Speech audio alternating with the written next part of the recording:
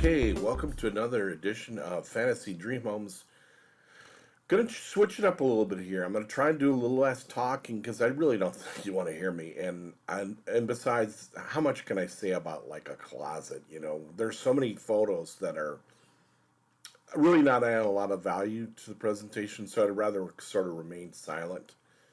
And if you really want to hear my voice that bad, you'll put it in the comments, but I don't think so. So, anyway, hey, we're going to another country. We're going to Surrey in the United Kingdom. And Surrey is located in the south. It's really what we would call a suburb, sorry, of London. Um, it's I'm gonna pull up a map here because so you can see here. Let's back out a little bit, just so.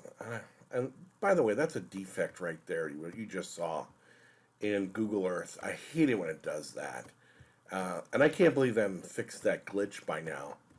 But it does it like on a first attempt to a zoom out when you've just opened the file. It doesn't consistently every single time.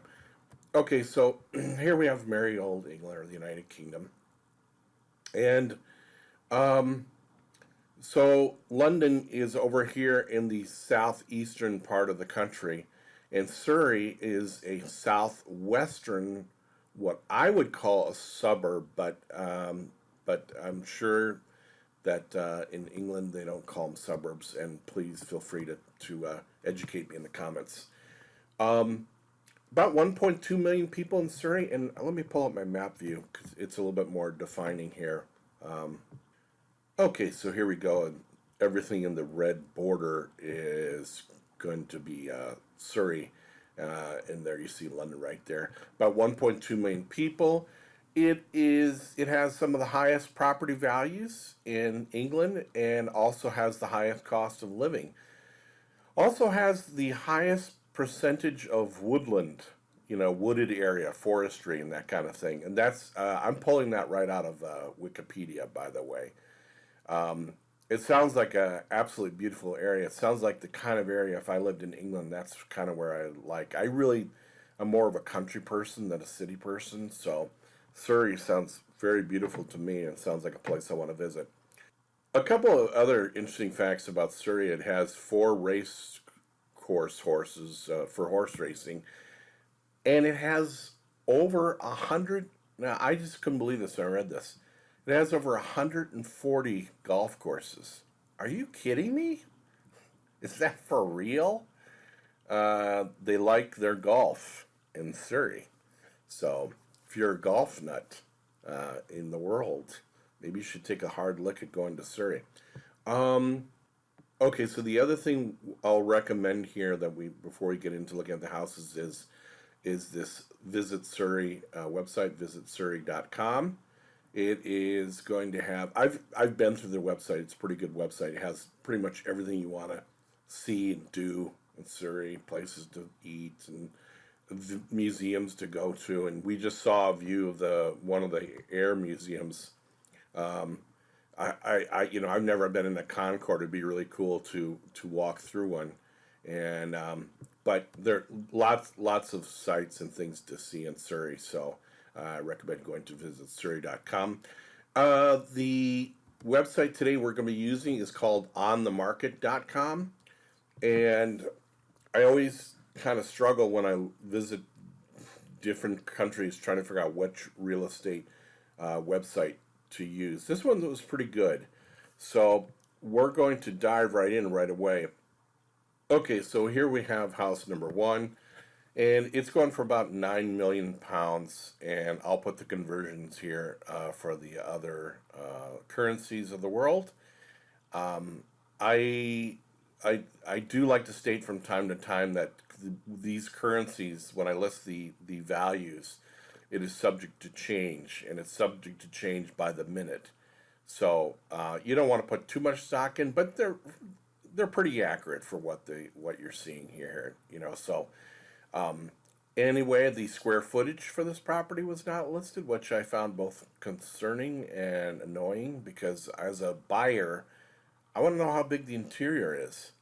and I want to be able to judge it immediately against other properties. If you don't give me the square footage, it's kind of like I'm turning away. But moving on to the next one: 6 bedrooms, 6 bathrooms, a little over an acre or 0.45 hectares, and also don't list the build date.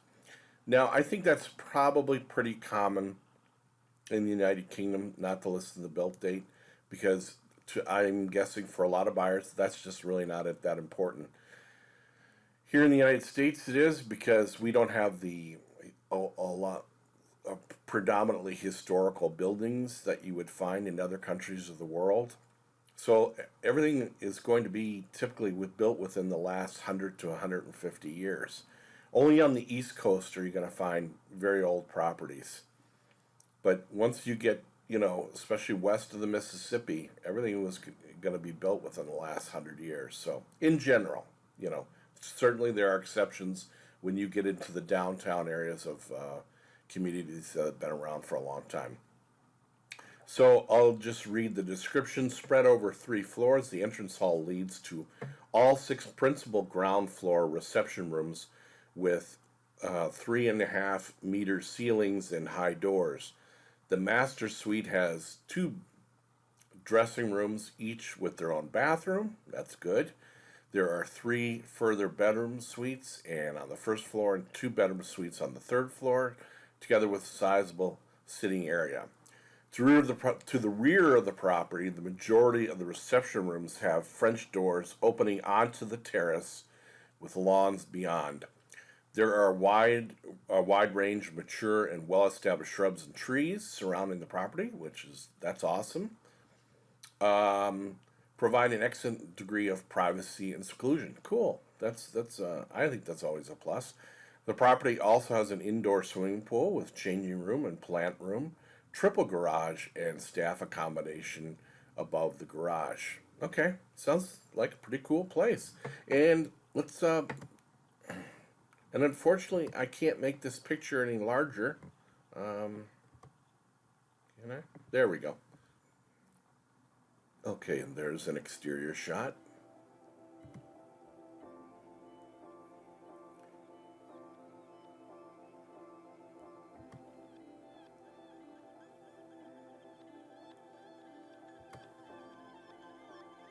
Beautiful, beautiful spiral staircase. That is gorgeous. Look at this; it's like a marble floor here, and a lot good lighting too. Great fireplace mantle there, and nice big fireplace. It appears to be a gas fireplace, which I'm always a proponent of. Love gas. I don't like the maintenance involved with real wood fireplaces and all the cleaning and all the dirt they're gonna leave ash stains, especially on white, all over the place. Love a big gas fireplace like that. The only thing I'll say about this living room, I mean, it's beautiful, no doubt about it. I love the chandeliers, love the mirrors. The beautiful thing about big mirrors like that, they make the space look even bigger than it is. Same with painting it white and keeping the colors white. It seems to add a degree of space to the room. But when you see so much white like this, this is my butt. It almost is uninviting. Are you really going to go in and sit in there and read a book when you're wearing your dirty jeans after you've just been in the garden? No, you got to change your clothes to be able to go in. And hey, you probably wouldn't do that on a piece of regular furniture anyway. But if you had say like a leather couch here, you wouldn't worry too much that you might have a little bit of dirt because it'll wipe right off the leather, So nice grand piano there. Well, it's enough said there, Paul. Let's keep going. Okay, another view of the room, and nice big curtains, high ceiling. And I don't know why that keeps popping in and out. That's not me on my end. That's their website that keeps making this refocus like that. Formal dining room. Very nice. Okay, so we have a little study or a den. kind of a sterile kitchen. Great big refrigeration area here. It's so much white in this place. And that's kind of an offshoot of that main living room area. Another big couch. And then this is a big mirror. And I apologize for that. I'm not doing that. Oh, look at that. This is quite the spiral staircase. It's quite high. So we're 3 floors here. This is the 3rd floor. Here's the 2nd floor. Here's the ground floor, or the 1st floor. Okay, so I'm guessing we're getting right to the master suite, master bedroom suite. Beautiful light fixture above. Something you definitely want to see in high-end homes. You just can't have normal lights. You've got to just hire a lighting expert. They're lighting consultants that will help you out in picking out designers who work with exclusively with lighting. And here is your gigantic, very, very large master bathroom. I mean, this is very, very large.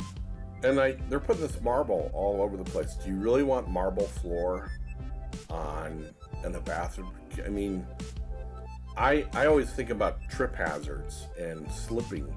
And I gotta believe that is super slippery when wet. I would rather pick a sort of a tile that is absorbent of that kind of thing, where it has a gritty bottom to it. Not real gritty, but where you're not likely to fall when you touch it. It's just something to think about. Oh, so here's a walk-in. This is to call this a walk-in closet, it doesn't do its service. It's really not a walk-in closet. It is a closet room, or maybe there's a more formal term for it that I don't know. Call it an executive closet, or a great closet. Maybe you have a better word for it. Beautiful light fixtures, well done. I love these great big tie bars, and again, I apologize for that wobbling. It's their website. This appears to be a stone tile, which is really cool. Sometimes the photographs, you just can't appreciate it, but and that's the loo, right? Isn't that what you call a toilet? Standing shower here. And so this is one of the other bathrooms. Pretty big, pretty impressive. And this is probably the bathroom that's connected to this other bedroom. Pool area. Do like when they take the time to put in extra details like this right here. And oh, by the way, it's not your typical pool. If you're gonna have a high-end home, do it like they do it. It's like, why do you have to have an all blue bottom pool, or a pool with the big black lane lines? Put some tiling in there. Make it nice. Beautiful garden area. Beautiful. Those are those shrubs that have been around, and trees for decades. Absolutely gorgeous. Love the stonework. Nice big huge driveway. I like that, where you can turn your car around. You got room to maneuver. Okay, so we go to house number 2, which is going for about $14.5 million. 9 bedrooms, 9 bathrooms, 28,500 square feet, or approximately 2,600 square meters, 3 acres, or 1.2 hectares, built in 1880. Hey, thanks for giving us all that information that they didn't give us on the first house. Appreciate that, real estate agent. You took the extra time. It says, in recent years, the property has been restored. The house has grand reception rooms, including the original magnificent double-height grand hall and ballroom, drawing room, library, sitting room, family and commercial kitchen, and wine cellar. Upstairs are 2 master bedroom suites with bathroom and dressing room, 6 further bedroom suites, further bedroom and sitting room area, cinema room with bar and observatory tower with 360-degree views. Extensive leisure facilities include indoor swimming pool, hall, gymnasium, treatment room, bar, sauna, and steam room, ancillary domestic offices, security flat, excellent detached four-bedroom guest staff cottage, underground underground garaging for up to 20 cars, beautifully landscaped gardens with terraces giving superb views. Wow, underground garage for 20 cars. That I hope they photo. I hope they show us that because I got to tell you, I've never seen that, and I don't think that's the front door, is it? It might be, but you gotta love the. And I'm not a botanical expert, so I don't even know what I'm looking at here. But it's beautiful. The red flowers or leaves, if those are, I don't know. Yeah, it's absolutely gorgeous property, isn't it? I mean, no doubt about it. This is like, as a friend of mine used to say, living on Main Street. It's when you're living the high life.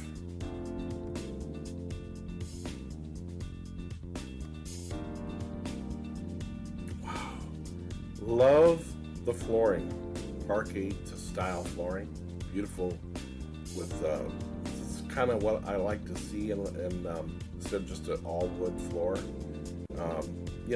absolutely gorgeous.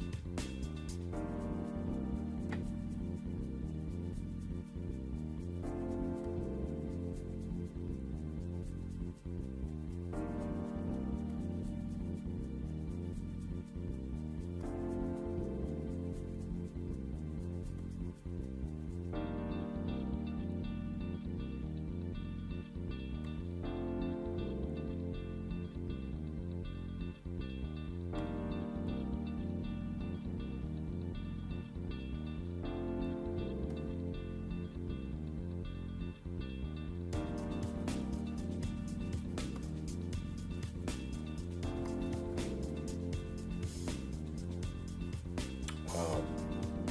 Look at the woodwork. It's amazing, absolutely amazing. I can't speak for European countries, but you cannot find woodwork in the United States like that. You can in the older homes, but to do this today is so cost prohibitive. All this gorgeous woodwork up here, it's just it's gonna be difficult to find somebody that's gonna be able to do that for you.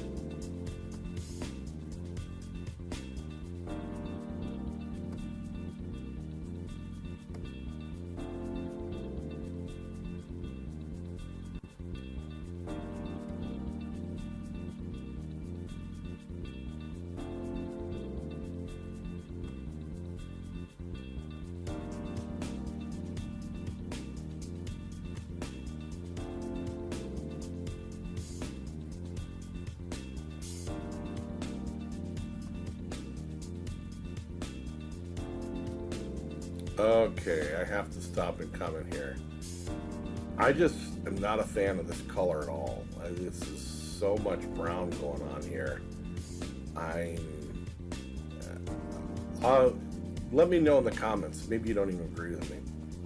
And it looks like from there. So you have the tile. So you have the marble floor, and I don't know if this is tile or if this is marble as well. But then your mirror starts right here and goes all the way up to the ceiling, okay? How many of you are a fan of that much mirror, especially in a bathroom where you're walking around naked?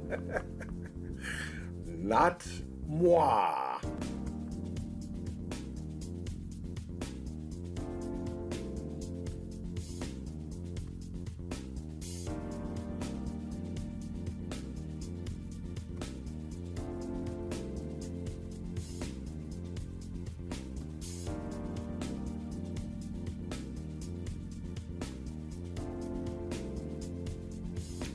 Okay, so this is the cinema that they talked about. I want to comment a little bit. I'm going to go back. I love the woodwork or whatever. I don't know what this is. Is this a pull-down drawer and this are cabinets, whatever? It's got that Art Deco look, which is really cool. I think it's real cool in home, and the font they've chosen is kind of Art Deco font. Really, really cool looking in home cinema. Okay, so far so good. But then, I hate to be picky, but there's only 4 chairs in here. And maybe looks like there's another chair here, but it looks kind of small room. And it looks like they could have done more with the interior. I don't know. And I guess that's it. Beautiful glass. Beautiful glass. Love their painting here. Although I don't know if it really makes sense to put a painting of what appears to be the Virgin Mary next to some kind of gaming table. But that's just me.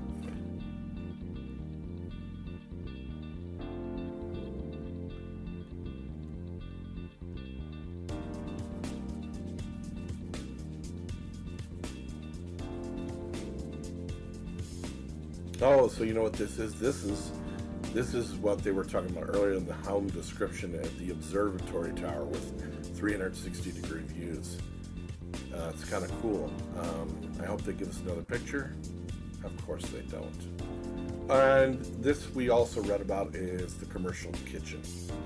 So what that means is you're going to have staff that's going to be preparing your meals, and their kitchen is completely separate from the regular kitchen, which you may decide to cook in. Like, say, maybe you don't hire them 7 days a week, maybe you hire them 5 days a week, and on the weekends you cook in your own kitchen. But this is clearly a commercial kitchen, and that appears to be a dumbwaiter, which is simply an elevator that these doors part, and they can put heavy trays of food or dishes or pots and pans and send it up to the upstairs floor without it having to carry stuff back and forth. In a big home, we should see a lot more dumbwaiters. I'm surprised we don't see them. I think they're extremely valuable. Especially we're going to be moving things back and forth. Like here, all your meals are going to be served on the next level. You definitely have to have something like this. It's a must-have. Well, along with regular elevators too. Oh, here's that big garage. This is your 20-car garage. I'm sorry, I've never seen such a fancy garage before. That is amazing.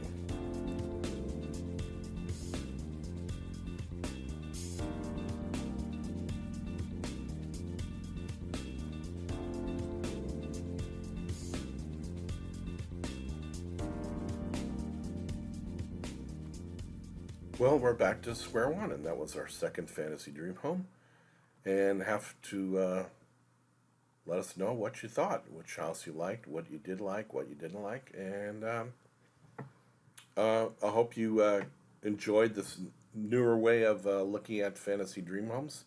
I might start just looking at one home at a time, and please put your comments below with your criticisms and what you like about it, what you don't like. Give us a thumbs up if you do like it, and click the bell for notifications if you want to be notified when our next video is going to be coming out. And please subscribe.